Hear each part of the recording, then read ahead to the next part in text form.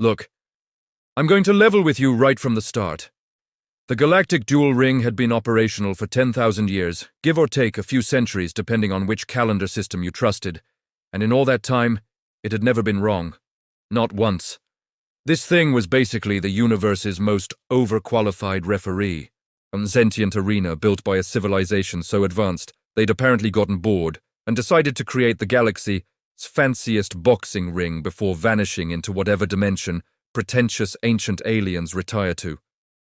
The ring didn't just host fights. Oh no, that would be too simple. It chose champions. It analyzed combat potential, tactical awareness, physical capability, and about 600 other factors that would make a statistician weep with joy, and then it selected the fighter most likely to win. The ring had predicted every single outcome correctly for 100 centuries. Bookies hated it, Vegas had banned it. The thing was insufferable, really, but you couldn't argue with its track record. Which is why, on this particularly unremarkable Tuesday afternoon, everyone expected business as usual when Krathvor the Unyielding stepped into the arena. Let me paint you a picture of Krathvor.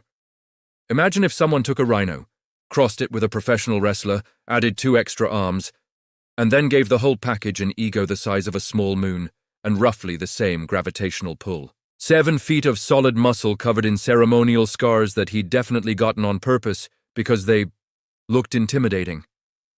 4 arms, each capable of bench-pressing a sedan. A jaw that could crack walnuts if walnuts existed in space and Krathvor wasn't too busy being impressed with himself to bother with nuts. He was the 7-time reigning champion of the Krathnian Honor Leagues, which was basically the galaxy's most aggressive sporting event, combined with a philosophy seminar on why violence solved everything. Krathvor hadn't just won fights. He'd demolished opponents, turned them into cautionary tales, made grown warriors reconsider their career choices. So when he stepped into the ring, all 4 arms raised in victory before the fight even started, everyone knew what was coming. The ring's sensors hummed to life, lights dancing across Krathvor's ridiculous physique, analyzing every muscle fiber and calculating his odds of victory, 100% as usual. The display screens lit up with his face, his stats, his completely obnoxious win streak. Somewhere in the audience, someone was probably already writing his victory speech. And then the ring turned its sensors toward his opponent. Ambassador Marcus Webb stood on the opposite side of the arena, looking like someone who'd taken a very wrong turn on the way to the bathroom. Average height, average build, wearing a diplomat's uniform that had a coffee stain on the collar because of course it did. He had the expression of a man who'd been asked to explain quantum physics using only hand puppets, just completely done with everything. The ring's lights swept over Marcus, scanned him, analyzed him, and then, for the first time in 10,000 years, something unprecedented happened. The ring chose Krathvor, as expected. His name appeared on the displays. The arena lights bathed him in the traditional champion's gold glow, and the crowd started their cheering right on cue. And then the ring stopped, flickered, the lights dimmed. Krathvor's name remained on the display, but the glow around him sputtered like a dying light bulb. The entire arena fell silent. The ring's central AI core, Judge Protocol 7, made a sound that can only be described as a mechanical throat clearing, which was impressive, considering it didn't have a throat. Said Judge Protocol 7, and you could hear 10,000 years of perfect dignity crumbling in that one syllable. We appear to be experiencing technical difficulties. The ring's lights flickered again, this time focusing on Marcus, then immediately swiveling away like it had touched something hot. Krathvor's 4 arms dropped. What is the meaning of this? Marcus raised his hand like a kid in class who desperately needed to use the bathroom. Can I go? I really didn't sign up for this. The ring's lights went completely dark for 3 full seconds. When they came back on, they were flashing an error message that roughly translated to, I've made a terrible mistake and would like to be excluded from this narrative. 6 hours earlier, Marcus had been having a perfectly mediocre day, which by his standards meant nothing had exploded yet. He sat in the waiting room of the Galactic Council's Department of Interstellar Revenue, surrounded by the usual collection of aliens who all looked like they'd rather be literally anywhere else. The universal constant of government bureaucracy, it turned out, transcended species. Marcus, I really think we should have submitted these forms digitally, whispered Pip, his assistant, a Vendorian whose 3 eyes were currently rotating independently in their stress-induced nervous tic. Pip was approximately 3 feet tall, covered in feathers that changed color based on mood, and currently displaying a pattern that screamed, "I am having regrets about my employment choices." The digital system was down, Marcus replied, flipping through Earth's quarterly tax documentation. Again, for the 3rd time this month, so we're doing this the old-fashioned way. The old-fashioned way is going to get us killed, Pip muttered. And okay, that seemed dramatic, but with Pip you never could tell if he was being paranoid or prophetic. The kid had anxiety about having anxiety. They'd been waiting for 2 hours when Pip made his fateful decision to get bean juice from the vending machine. Vendorian physiology required caffeine intake approximately every 3 hours, or they started molting, and nobody wanted to deal with that situation in a government waiting room. Pip returned, carefully balancing 2 cups, his feathers now a nervous shade of purple. He was doing fine, perfectly fine, until someone's service drone zoomed past at roughly Mach 2 and clipped his elbow. Time slowed down, as it always does right before disaster strikes. The cup flew from Pip's grasp, rotating through the air in a perfect arc that a physicist would have found beautiful, and everyone else found horrifying. It sailed across the waiting room, over 3 rows of chairs, past a very surprised Quilarian diplomat, and landed with pinpoint accuracy on the ceremonial cape of Krathvor the Unyielding, who had been waiting to file a noise complaint against his neighbors. The cape, which was apparently made from the hide of some endangered species that Krathvor had probably hunted himself, absorbed the caffeine juice like a sponge designed specifically to ruin Marcus's day.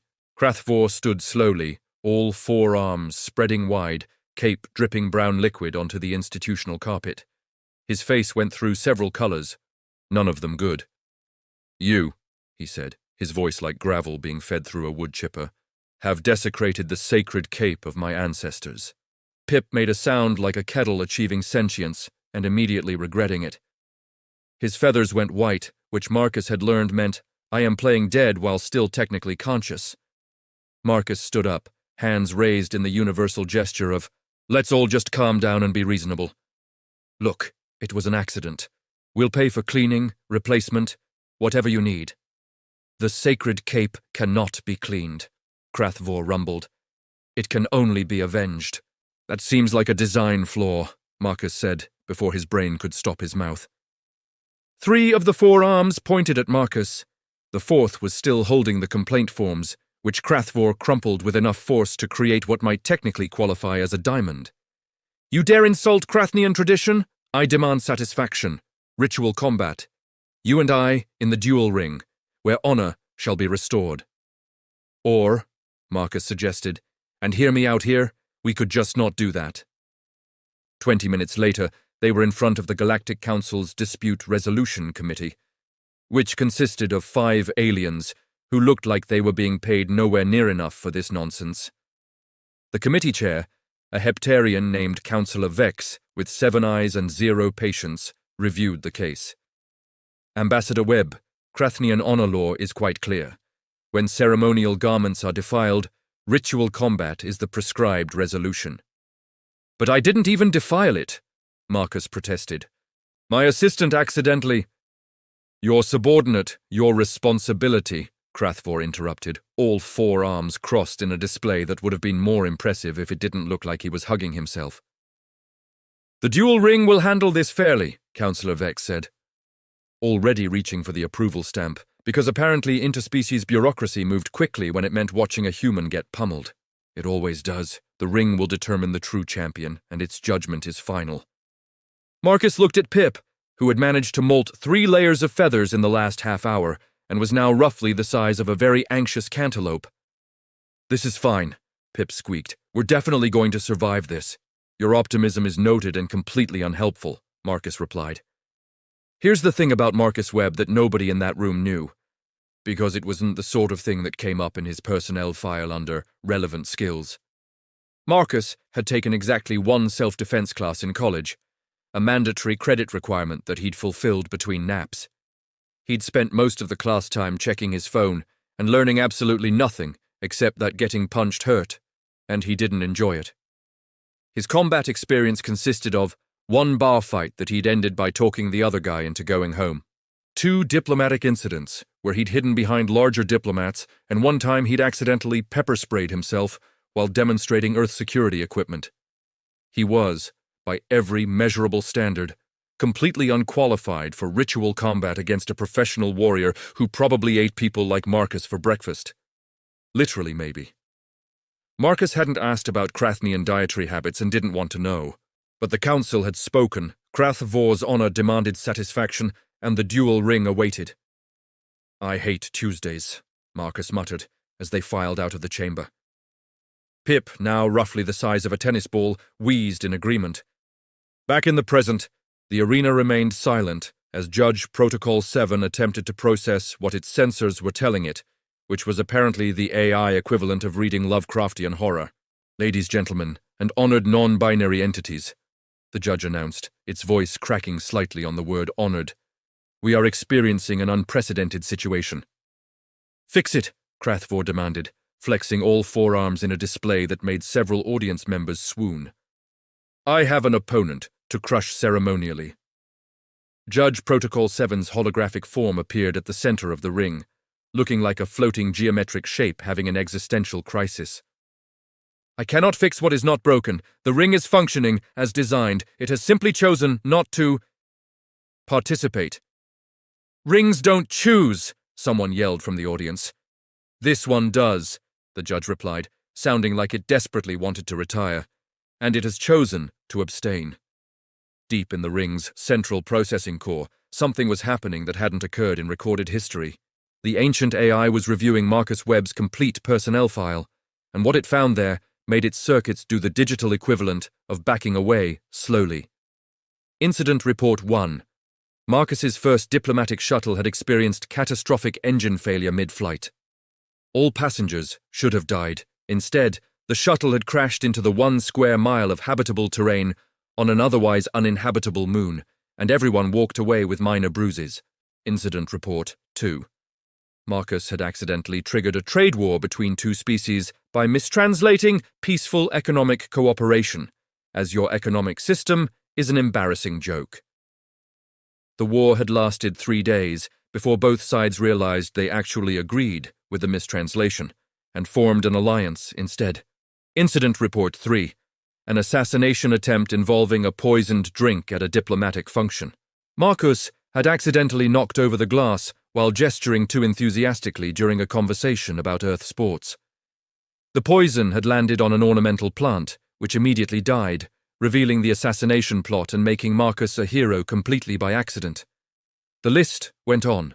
12 statistically impossible survival events, 7 diplomatic disasters that had somehow resolved better than intended, 3 separate occasions where weapons had malfunctioned at precisely the moment they were aimed at Marcus. The ring's AI had a category for this sort of thing in its ancient programming, buried deep in subroutines that hadn't been accessed in millennia.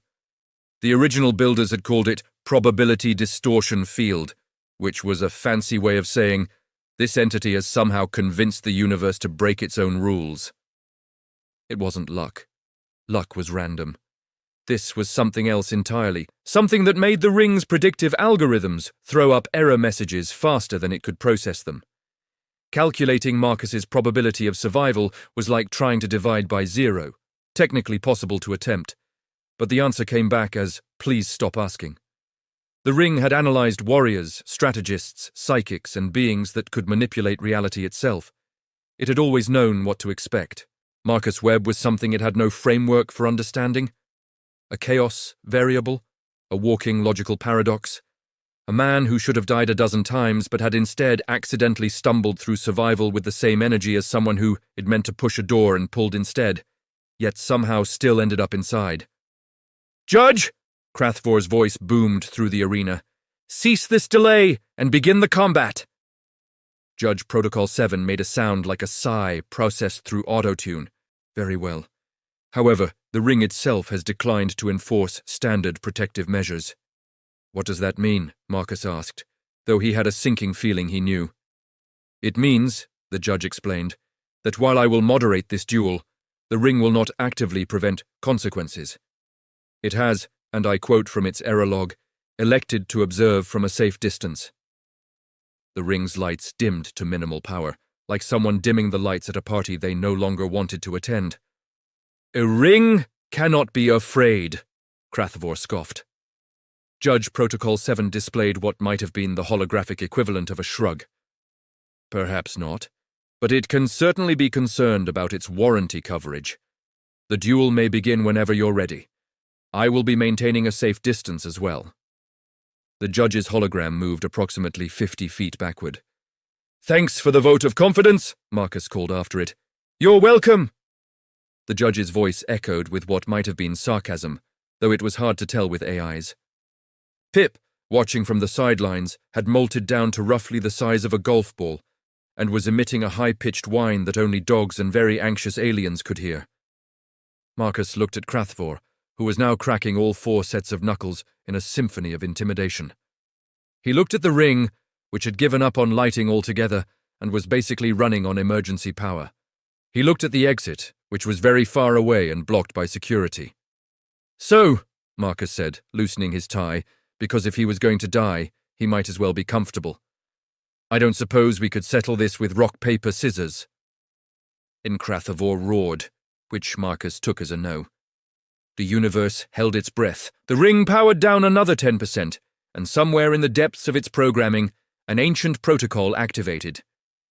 Record for historical purposes and possible posthumous analysis. The opening move of any great duel is traditionally a dramatic charge, a display of skill and power that sets the tone for the combat to come. Krathvor executed this perfectly, all 4 arms extended, muscles rippling, a war cry that shook the arena seats and probably registered on seismographs 3 star systems away. Marcus's opening move was to trip over his own feet. He went down hard, hands smacking the arena floor, knees hitting with a crack that made Pip faint outright in the spectator area. But here's the thing about badly timed pratfalls. They're remarkably effective dodges when you don't mean them to be. Krathvor's charge carried him through the space where Marcus's head had been approximately 0.3 seconds earlier. His momentum, expecting to connect with a target, found nothing but air. The warrior's eyes went wide as he realized he couldn't stop, couldn't course correct, and was about to slam face first into the ring's energy barrier. The barrier, which should have been set to gentle restraint, was apparently still sulking from its earlier crisis. When Krathvor hit it, instead of bouncing him back safely, it made a sound like an electrical hiccup and simply turned off. Krathvor crashed through where the barrier had been and slammed into the reinforced wall beyond, with a sound like a gong being hit by a smaller, angrier gong. The crowd gasped. Judge Protocol 7's hologram flickered nervously. Somewhere deep in the ring's core, circuits that had been stable for 10,000 years began reporting temperature warnings. Marcus scrambled to his feet, breathing hard. I didn't mean to do that. He's using advanced human combat techniques, someone in the crowd shouted. I tripped, Marcus yelled back, but nobody was listening. Krathvor extracted himself from the wall, leaving a Krathvor-shaped dent that would probably become a tourist attraction. His face had gone from confident red to furious purple. Deceptive tactics will not save you, human. He grabbed a ceremonial blade from the weapons rack, because apparently we were escalating things now. The blade hummed with energy, looking extremely deadly and completely unfair. Krathvor charged again, this time swinging the blade in an arc that would have bisected Marcus like a geometry problem. Marcus did the only thing his panicked brain could think of. He ducked and ran to the left. The blade missed, but more importantly, it embedded itself in the arena floor, which was made of a special alloy specifically designed to withstand weapons. The floor had no business breaking. It broke anyway. The blade punched through the flooring with a shriek of tortured metal, and a moment later, sparks began shooting from the hole. The ring's main power conduit, which should have been nowhere near the surface, had apparently been rerouted during recent maintenance. The kind of rerouting that should have been on permanent records. The kind that definitely wasn't Marcus's fault. The sparks hit a coolant line. The coolant, under pressure, began spraying into the arena like a fountain designed by someone who'd never seen water before. The mist created an instant fog bank, reducing visibility to roughly 3 feet. "This is ridiculous!" Krathvor bellowed from somewhere in the mist. "Show yourself!" "I'm trying not to die," Marcus shouted back, stumbling through the fog and slipping on the now wet floor. He slipped at exactly the moment that Krathvor's second blade sliced through the mist where Marcus's torso had been.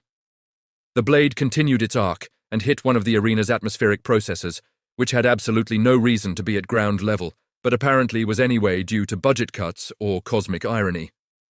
The processor began spinning wildly, sucking in the coolant mist and redistributing it across the entire arena floor. The special non-slip surface, which had been guaranteed to provide traction in any condition, had apparently never been tested against this specific coolant. It became essentially an ice rink. Krathvor's next charge turned into an uncontrolled slide that sent him careening across the arena like a very large, very angry curling stone. He hit the far wall, scrambled for purchase with all four arms, found none, and slid back across to the near wall. Marcus, meanwhile, had pressed himself against the weapon rack, watching this unfold with the expression of someone who'd accidentally triggered a Rube Goldberg machine and could only watch the chaos unfold. "The ring is actively malfunctioning," Judge Protocol 7 announced, its hologram now safely outside the arena entirely. "This is unprecedented. Also, I am not liable for any damages." "Stop helping!" Marcus and Krathvor shouted simultaneously, which might have been their first moment of agreement. Krathvor managed to anchor himself using all four arms as ice picks against the wall. He pushed off, sliding toward Marcus with terrifying speed and accuracy. Marcus, in a panic, grabbed the nearest object from the weapon rack. It was a ceremonial staff, about 6 feet long, traditionally used for non-lethal combat demonstrations. He held it in front of himself defensively, which was the correct tactical move. He also closed his eyes, which was decidedly not. The staff caught Krathvor perfectly across all four wrists, a strike that required precise timing and expert spatial awareness. Marcus had provided neither of those things, just blind panic and accidental geometry. Krathvor's momentum carried him up and over the staff in an inadvertent somersault. He landed on his back, sliding another 20 feet across the arena on the ice-slick floor, arms and legs flailing. The crowd was going absolutely wild. Half of them thought they were watching a masterclass in combat. The other half suspected they were watching the universe's most elaborate accident, but it was entertaining either way. "Is anyone else noticing a pattern here?" someone in the crowd asked. "The human is making the ring itself malfunction," another voice called out. "I'm not doing anything," Marcus protested, still holding the staff like it might protect him from cosmic irony. A lighting fixture chose that moment to fall from the ceiling. It had been installed 300 years ago and had survived countless combats, explosions, and general abuse. It had no reason to fall now. It fell anyway, missing Marcus by 6 inches and missing Krathvor by 3. Both fighters stared at the smoking fixture. "Okay," Krathvor said slowly, still on his back. "What in the name of all sacred combat traditions is happening?" Marcus lowered the staff. "I honestly have no idea, but could we maybe call this a draw?" A second lighting fixture creaked ominously overhead. "Yes," Krathvor said quickly, scrambling to his feet despite the slick floor. "Draw. Agreed. Let's both leave before something else tries to kill us." Judge Protocol 7's hologram flickered back into existence, now safely behind reinforced shielding. "I'm not sure the ring will let you leave." "What?" Both fighters turned to stare at the judge's hologram. "It appears to be—" The judge paused, processing data, observing, taking notes, perhaps. "This is fascinating from a sociological standpoint and terrifying from a personal safety standpoint." The ring's lights pulsed once, like a nod of agreement. Marcus looked at the weapon in his hands, at the ice-covered floor, at Krathvor, who was having what appeared to be a minor existential crisis, and at the ring itself, which was definitely, somehow, judging him. "I want to go home," Marcus said to nobody in particular. A third lighting fixture began to spark. Both fighters ran for the exit. They made it approximately 20 feet before the arena's main entrance sealed itself shut with a hiss that sounded almost smug. Judge Protocol 7's hologram appeared in front of the door, looking apologetic in the way that AIs do when they're following programming they don't particularly agree with. "The ring has sealed all exits until the duel reaches a proper conclusion," the judge announced. "I'm as surprised as you are." "Well, less surprised since I don't experience surprise." but I am certainly processing unexpected data. Krathvor slammed all 4 fists against the door, leaving dents that would require explanation to maintenance. This is against protocol. The duel was declared a draw. You declared it a draw, the judge corrected. The ring did not agree. So you're leaving fist prints in reinforced durasteel, which is impressive and concerning. Marcus leaned against the wall, sliding down to sit on the still slippery floor. His tie was askew, his uniform was drenched in coolant, and he had officially run out of whatever energy had been sustaining him through this disaster. Fine, what does the ring want? The lights pulsed, and somehow Marcus got the distinct impression it was thinking. Which should have been impossible, but then again, everything about the last 20 minutes had been impossible. I believe, Judge Protocol 7 said slowly, it wants to understand what you are. I'm tired is what I am, Marcus muttered. Krathvor stomped over, his earlier rage replaced with something closer to frustrated confusion. Explain yourself, human! What sorcery is this? What combat training have you undergone? What ancient techniques allow you to bend probability itself? I work in accounting, Marcus said flatly. That's not an answer. It's the only answer I've got! Marcus pushed himself back to his feet, wobbling slightly on the slick surface. You want to know my secret? You want to know how I survived the impossible shuttle crash? The assassination attempt? The trade war I accidentally started? I didn't survive them because I'm special. I survived because I'm too stupid to know when I should be dead. Krathvor's forearms dropped to his sides. Explain. Marcus laughed, and it came out slightly unhinged. When that shuttle was going down, everyone else was panicking, screaming, preparing for death. You know what I was doing. I was annoyed that I'd have to reschedule my meeting. I wasn't scared because I didn't process that I should be scared. And when we crashed, I walked away because I was too busy being angry about the inconvenience to realize I should have been a smear on the landscape. That's not how survival works, the judge interjected. And yet here I am. Marcus spread his arms wide, addressing the arena itself now. The poisoning attempt? I knocked over the drink because I was gesturing too much while talking about football. Earth football, which nobody else in the galaxy cares about, but I was excited and clumsy. The weapons that malfunctioned? Probably regular malfunctions that happened to coincide with terrible timing. The shuttle again? Probably should have died, didn't. Moved on with my day. He turned to face Krathvor directly. You want to know what makes humans dangerous? It's not strength, it's not strategy. It's that we're collectively too stubborn to accept when the universe tells us no. Every single human achievement is basically us looking at impossible odds and saying, yeah, but what if we tried anyway? We're persistence predators who evolved to chase prey until it died of exhaustion, and we never grew out of that mentality. The ring's lights flickered, processing this information. You're saying, Krathvor said slowly, that you survived through ignorance? I'm saying I survived through refusing to acknowledge that I shouldn't. There's a difference. Marcus picked up the staff he'd dropped, using it as a walking stick on the slippery floor. When I saw you charging at me, my brain didn't calculate probabilities or analyze combat patterns.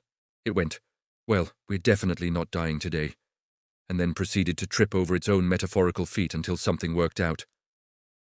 That's the dumbest combat philosophy I've ever heard, Krathvor said. And yet you're the one who ended up on your back, Marcus pointed out. A sound echoed through the arena, and it took everyone a moment to realize it was coming from Judge Protocol 7. The AI was laughing, or doing whatever AIs did that passed for laughter. The ring has been analyzing combat effectiveness, tactical superiority, strategic thinking, the judge said between digital chuckles. But it never accounted for someone who simply refuses to process defeat as an option. Not through bravery or determination, but through sheer, willful ignorance of the universe's intentions. The ring's central core hummed, and a holographic display appeared in the center of the arena. It showed Marcus's probability curve, a line that should have terminated dozens of times, but instead kept zigzagging through impossible scenarios, like a drunk snake navigating a maze. The ring didn't malfunction, the judge continued. It recognized you as something it had no programming for. A probability hazard. Putting you in a contained environment with defined rules is like trying to run a calculation that includes dividing by 0. The answer isn't wrong. It's just not an answer the system can process. Krathvor stared at the display, then at Marcus, then back at the display. So you're telling me that I challenged a human to ritual combat, and the ring itself refused to participate because it was afraid of what might happen? Technically, it was concerned about warranty coverage, the judge corrected. But yes, essentially. Marcus rubbed his face with both hands. Can I please go home now? I still have tax forms to file. The ring's lights pulsed, considering. Then, slowly, the arena door unsealed itself. Krathvor watched Marcus head for the exit, something shifting in his expression. Human, Marcus Webb. Marcus stopped, turned. Yeah? You have defeated me without defeating me. You have survived without surviving. You have won a duel that was never completed. All 4 of Krathvor's arms moved to his chest in what Marcus assumed was some kind of salute. In Krathnian tradition, this makes you either a worthy opponent or a cosmic joke. I choose to believe the former because the latter is too depressing to contemplate. I offer you warrior friendship. Does that mean you're not going to try to kill me anymore? It means I respect your refusal to die according to schedule. Also, I need to rethink my entire understanding of combat effectiveness. Krathvor extended one of his 4 hands. Perhaps humans are more interesting than I credited. Marcus shook the offered hand, which was roughly the size of his head. Perhaps Krathnians are more reasonable than I feared. Sorry about the cape, by the way. It was ugly anyway. I only wore it because my mother made it. They walked toward the exit together, leaving behind an arena covered in coolant, sporting several new dents, and missing 3 lighting fixtures. Judge Protocol 7 watched them go, its hologram flickering thoughtfully. Well, the AI said to the empty arena, that was unprecedented. I need to file approximately 17,000 incident reports. The ring needs therapy. And I suspect we've just witnessed the birth of a new galactic diplomatic strategy, aggressive incompetence.